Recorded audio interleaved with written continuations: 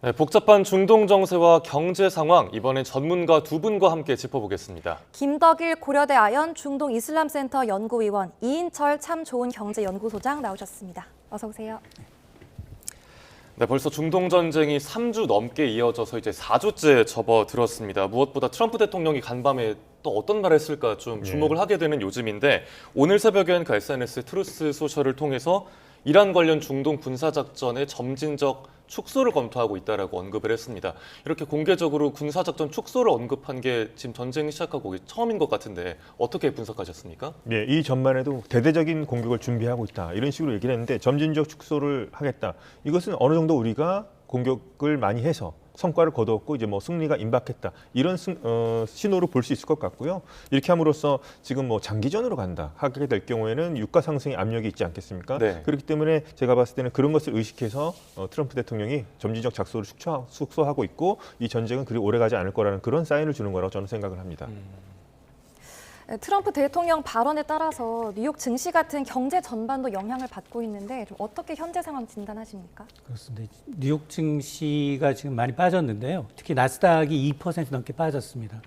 아마 이제 중동 지역 긴장감 고조로 인해서 고유가가 이제 크게 이제 부각이 되다 보니까 이렇게 되면 미 연준의 통화 정책이 무력화돼서 연내 금리 인하는 물 건너가고 오히려 금리를 올려야 할 수 있다. 이런 분석이 나오고 있고, 특히나 미 국방부가 지금 뭐 지상군 투입을 준비하고 있다라는 보도가 나오니까 악재에 더 민감하게 반응을 하고 있어요. 이러면 전쟁이 장기화되는 게 아니냐라는 우려 때문인데, 지금 유가 상황이 상당히 좋지 않습니다. 브렌트유의 경우에는 지금 5월 인도분이 112달러를 기록을 했고요. 네. 또 서부 텍사스산 중지류의 경우에는 98달러인데 우리가 주로 수입하는 거 중동산 두바이거든요. 두바이가 이제 선물도 있고 현물이 있는데 선물이 지금 134달러. 그리고 싱가포르에서 사오는 현물은 155달러예요. 이게 내린 겁니다.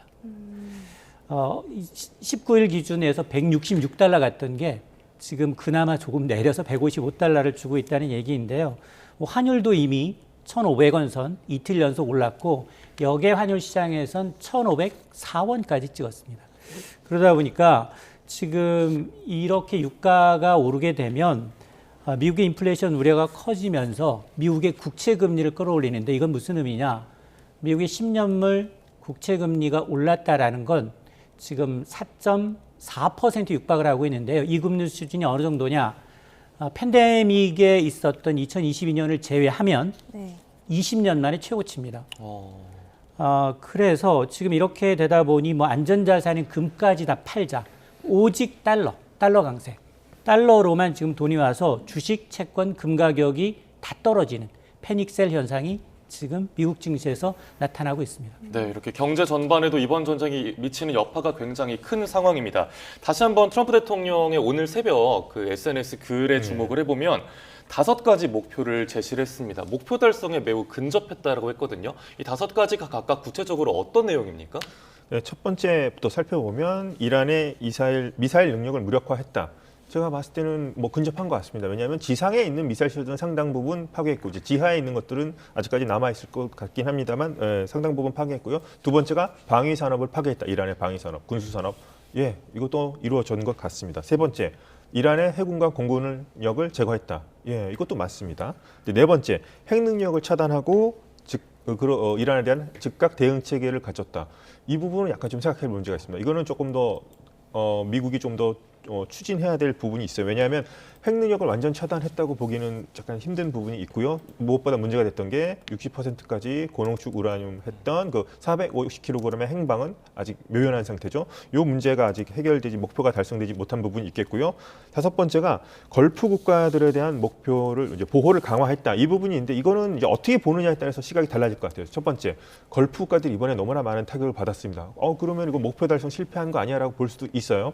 근데 반대로 보면 그나마 미국이 요격 미사일에도 방공망을 해줬기 때문에 그나마 이 정도로 피해를 막을 수 있었다고도 볼 수 있을 것 같기도 해요. 그래서 요거는 아마도 좀 평가가 갈릴 것 같긴 합니다. 그래서 했다. 제가 봤을 때는 이제 핵 문제 같은 경우는 조금 더 많은 과제가 있을 것 같긴 한데 또 다른 목표가 또 하나 생겼습니다. 바로 호르무즈 해협을 자유화를 어떻게 할 것인가. 이 문제가 남은 것 같습니다. 그래서 5가지 목표를 근접했다고는 보지만 이제 또 새로운 변수가 이제 호르무즈 해협 자유화 문제가 좀 남아 있는 것 같아 보입니다.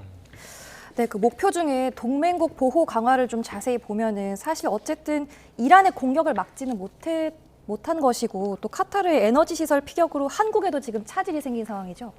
그렇습니다. 지금 에너지를 볼모로 해서 이제 승자 없는 패자만 있는 이제 치킨 게임처럼 뭐 이스라엘이 이제 이란의 석유 시설을 이제 공격하면 다시 이란은 뭐 카타르라든가 석유 쿠웨이트라든가 이런 쪽에 이제 석유 시설을 공격하다 보니까 이 심리에 따라서 이 선물이 움직이고 있거든요. 선물이 거의 하루에 뭐 배럴당 $10 이상씩 움직이는 건 굉장히 좀 이례적인데 좀 우리 걱정하고 있는 건 바로 카타르예요.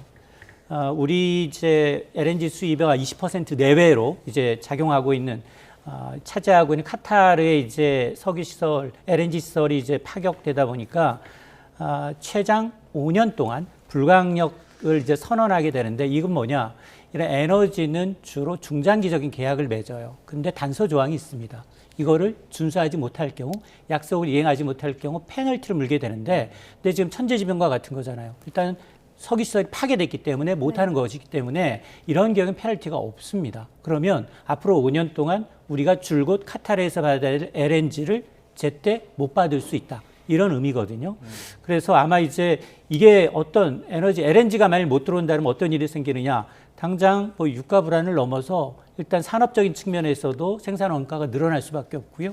여기다가 특히 일반 가정의 난방비 폭탄, 전기요금 폭등으로 이어질 수 있는 상황이기 때문에 지금 뭐 수입선 다변화를 포함해서 이제 비축했던 것을 좀 방출하는 방안 등 에너지 수급 대책을 좀 서둘러야 하는 상황입니다. 네, 지금 비축분으로 버틸 수 있으면 다행인데 만약에 이제 장기화 될 때를 대비해서 카타르 말고 우리나라가 LNG를 좀 들여올 수 있는 다른 나라가 있겠습니까? 사실은 그 가스는 저장 능력이 그렇게 크지가 않아요. 보통 이 국제 에너지 기구도 일주일 남짓이에요.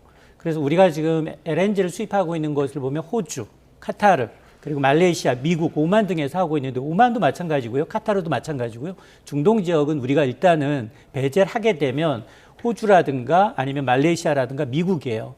근데 미국은 더 멀잖아요. 네. 멀리 오면 올수록 운송비가 더 들 수밖에 없고 특히 이런 시설 이제 중동산 비중이 굉장히 좀 높다 보니까 우리가 70% 이상을 중동에서 의존하다 보니까 이게 사실은 수입 다변화도 어려운 게 기존에 있는 정예 시설이 모두 이 중동산에 최적화돼 있어요. 그래서 다른 국가에서 온다 하더라도 가격적인 측면도 있지만 수율, 품질 면에서 차질이 생기거든요. 그래서 이게 쉽게 빨리 바꿀 수가 없다라는 문제점이 좀 있습니다.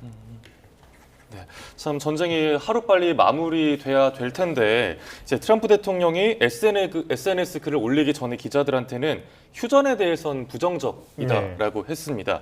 좀 이번 전쟁에서 트럼프가 종전 선언을 어떻게 할지 또 지난 주말에도 뭐 뼛속까지 느껴야 종전 선언하겠다고 했거든요.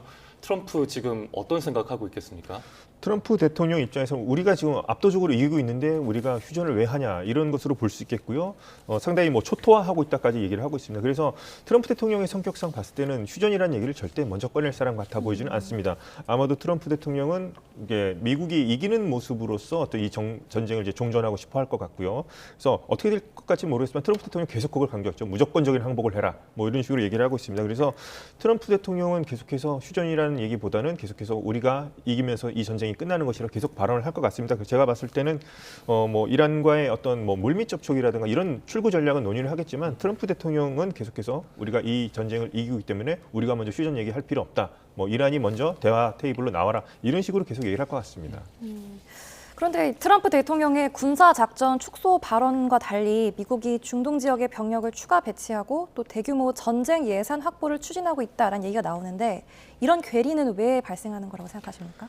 우선 그동안에 전비를 많이 쓴 게 이제 드러나고 있죠. 너무나 많이 썼다. 그래서 그 부분에 대해서 이제 어떻게 보면 나라의 국간을 다시 채우기 위해서 지금 현재 뭐 국방부가 백악관에 요청했고요. 이제 의회로 이제 공이 넘어간 상태입니다. 그래서 뭐 2천억 달러 정도라고 하는데 이것이 과연 이제 뭐 의회 안에서도 논쟁이 있겠죠. 과연 처음부터 이게 의회를 동의를 받지 않은 전쟁 아니었냐는 얘기도 있겠고요. 공화당 안에서도 뭐 마가라고 해서 불개입주의를 원하는 쪽과 뭐 개입주의를 원하는 쪽, 민주당 같은 쪽에서도 왜 우리와 얘기하지 않았냐, 처음에 상의하지 않았냐, 그다음에 뭐 외교적 해법이 좋지 않냐, 뭐 이런 얘기가 나올 것 같은데 이것이 어떻게 통과되느냐에 따라서 이 전쟁에 대한 어떤 중간 평가적인 성격이 있을 거라 보고요.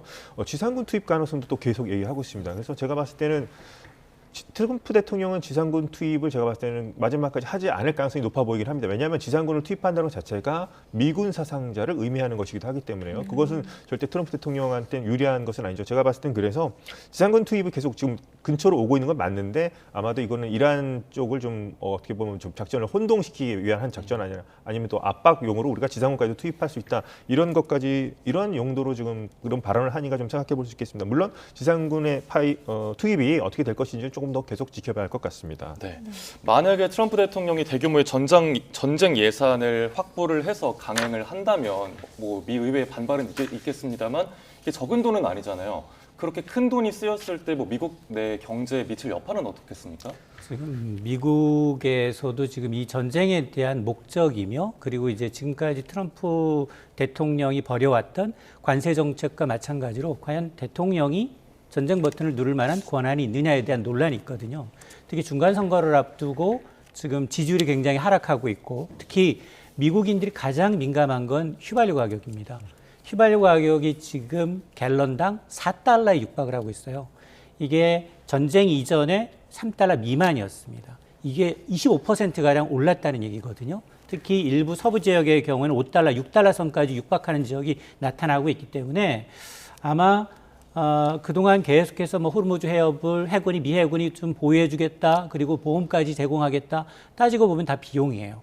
그 비용도 만만치가 않습니다. 뭐 500조가 넘는 돈이에요. 네. 관세로 벌어들인 돈 여기 보험료로 다 들어갈 판입니다. 이러다 보니 지금 출구 전략을 모색하기 위해서 어떨 때는 강경한 발언을 내놨다가 어떨 때는 발을 빼는 것 같기도 하고 뭐 해군을 포함해서 지상군 갈 것처럼 보이고 계속해서 혼란을 빚고 있는 이유가 아마 이처럼 이제 이 유가에 굉장히 민감한 미국 소비자들의 표심, 마가 지지층까지 이제 떨어져 나가고 있거든요. 그러니까 이제 비용 문제가 가장 걸렸고 아마 이제 이런 것들 때문에 아마 지금 정말 목표와는 상관없이 좀 빠져버린다면 그래도 이제 국제 유가라는 게 이제 생산 설비에 대한 문제고 지금 이게 단순히 전원이 꺼진 게 아니잖아요. 석유 시설이 파괴됐기 때문에 그걸 다시 개보수하고 다 재가동하는 데는 가스 시설은 중반, 올해 중반 이후로 그리고 3개월, 3개월에서 6개월 이상 걸릴 수도 있고 수년이 걸릴 수도 있다라는 얘기가 나오고 있기 때문에 아마 이제 전쟁이 끝나야 끝난 것이다라고 봐야 되겠습니다. 네, 동맹국들에 관해서 트럼프 대통령의 입장도 하루가 지나면 좀 바뀌고 있습니다. 호르무즈 해협 관련해서 유럽 국가들이 우린 참전하지 않겠다라고 선을 그으니까 나토는 종이 호랑이다. 하면서 좀 발언 수위를 높였습니다. 이걸 두고 뭐 일각에선 미국이 나토에서 탈퇴하려는 거 아니냐 이런 이야기도 있더라고요. 어떻게 분석하세요? 트럼프 대통령은 유엔 산하 많은 또 국제기구를 전에도 탈퇴하기도 했었고요. 뭐 이런 어떻게 보면 독자적 행보를 많이 하고 나토와는 뭐 그린란드 얘기도 있었고 해서 좀 여러 분쟁이 있긴 했었죠. 제가 봤을 때는 나토는 미국과 북유럽, 북서유럽 사이 어떤 거대한 대서양 벨트로서 엄청나게 중요한 그 동맹이라 볼 수 있겠는데 과연 탈퇴까지 할지는 제가 봤을 때는 좀 가능성이 높아 보이지는 않습니다. 오히려 제가 봤을 때는 나토는 물론 지금 러시아 우크라이나 전쟁이 훨씬 더 좀 문제가 있는 상황이죠. 거기에 안보 문제가 쏠려 있는 상황이긴 한데 뭔가 계속해서 나토를 트럼프 대통령의 뜻대로 뭔가 길들이고 싶어하는 것 같습니다. 이것도 보면 계속해서 자극하는 발언이거든요.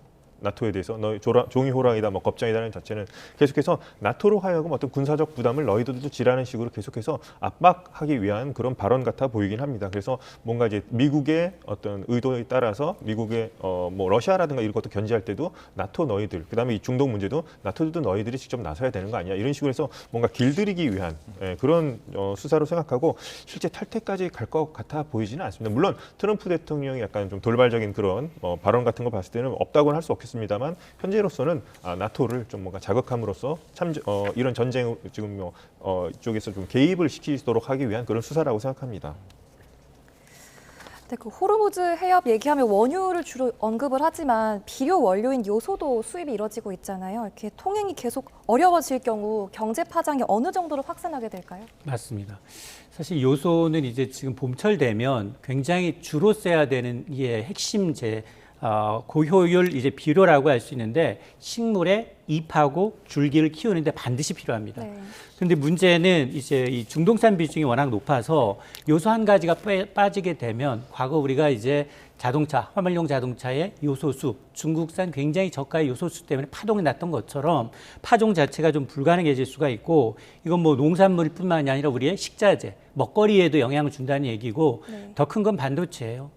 중동산 원료 가운데 헬륨 가스, 에틸렌이라는 이제 화학 제품이 있습니다.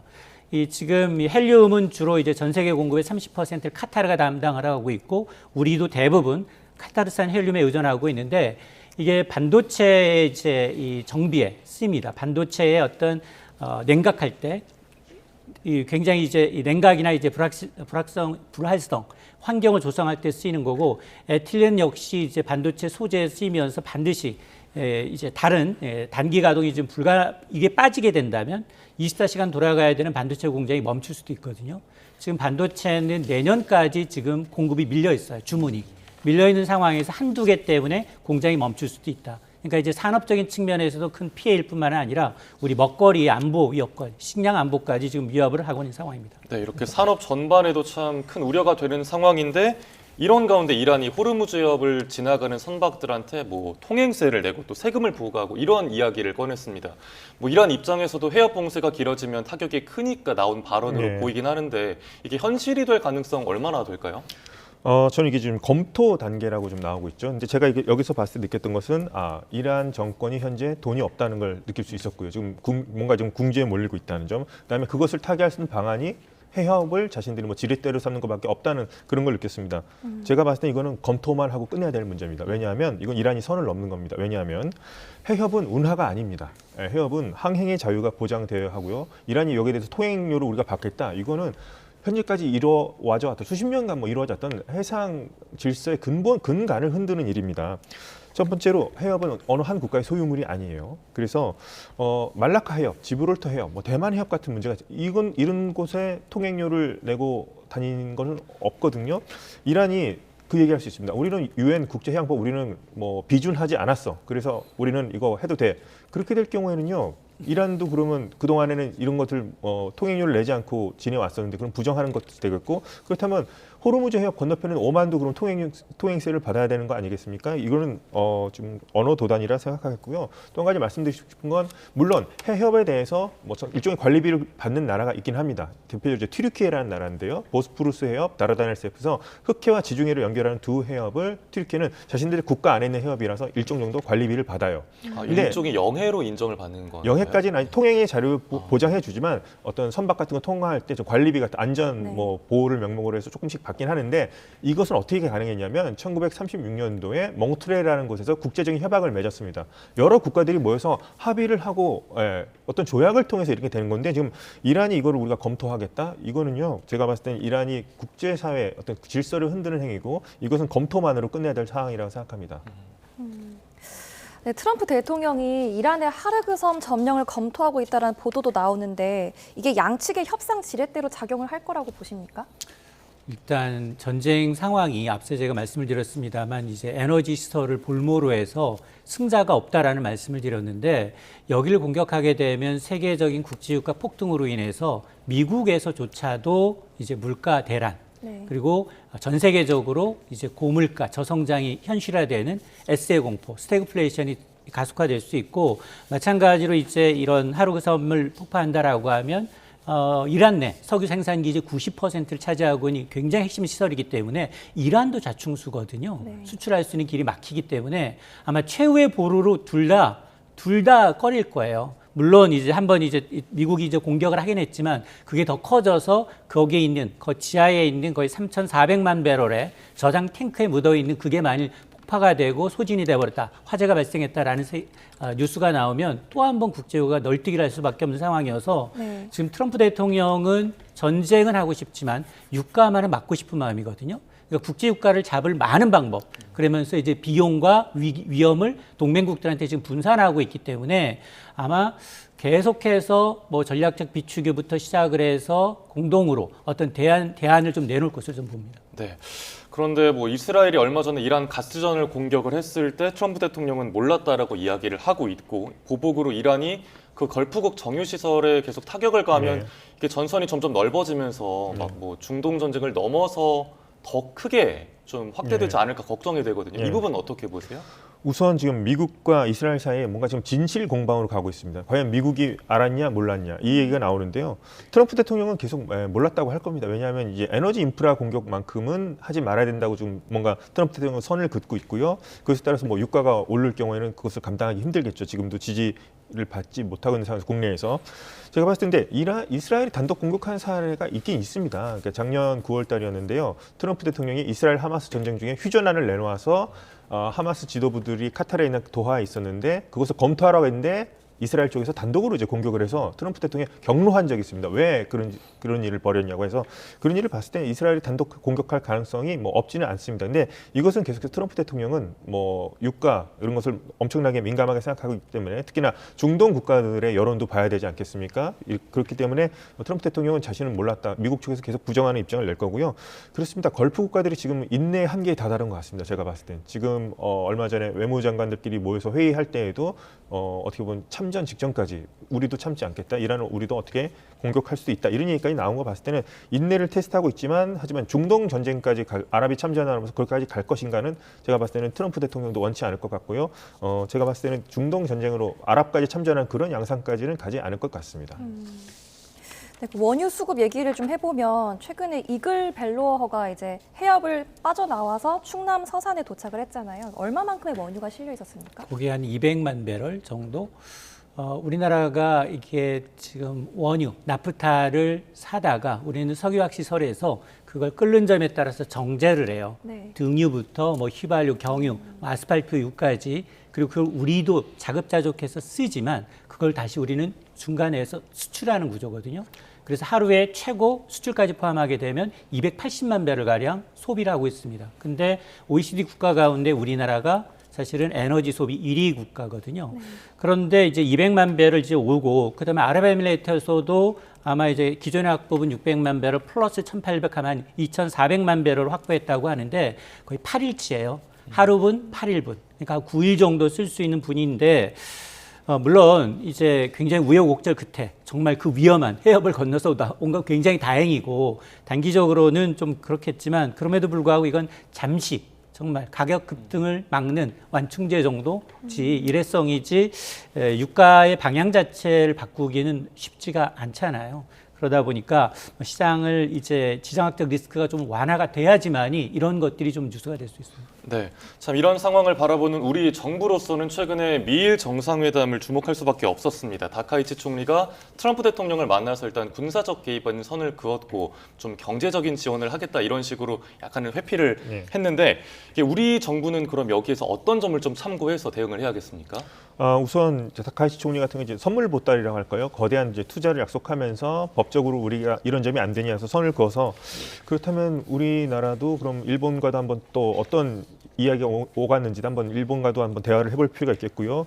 그렇다면 우리도 뭐 이것에 준하는 뭐 이것에 상응하는 어떤 대책을 마련해야 되지 않을까. 또 이것도 역시나 군사적 개입은 하지 않는 대신에 뭐 경제적으로 투자하는 것도 또 부담이 될 수 있으니까요. 이런 부분에 대해서 아마 정부 쪽에서도 좀 부담이 심해질 것 같긴 합니다. 그런데 그렇다고 해서 트럼프 대통령이 다카이치 총리의 투자 약속을 받고 또 어떻게 보면 이 호르무즈라든가 이 지역에 대한 개입 뭐 해달라는 그런 요구를 또 안 할 것인가? 제가 봤을 땐 또 트럼프 대통령은 또 할 수도 있을 것 같아요. 어느 순간 갑자기 4만 5천 명 얘기가 나오면 예를 들어서 일본 4만 5천, 한국도 4만 5천 수치가 다 틀리긴 합니다만 그 얘기가 나올 수도 있기 때문에 제가 봤을 때는 우선 일본은 이렇게 해서 뭐 대처를 일단 잘한 것으로 평가가 되지만 우리나라도 계속해서 그렇다면 어떻게 해서 이것을 또 뭐 경제적으로 만약에 풀으려고 한다면 투자 같은 거 어떻게 해야 될 것인지 고민도 해야 되겠지만 또 트럼프 대통령의 어떤 또 돌발적인 또 발언이 나올 수 있으니까요. 계속해서 예의주시해야 할 것 같습니다. 예, 알겠습니다. 두 분 말씀 오늘 여기까지 듣겠습니다. 김덕일 고려대 아연 중동 이슬람센터 연구위원, 이인철 참 좋은 경제연구소장과 함께 중동 정세와 경제 상황 짚어봤습니다. 말씀 고맙습니다.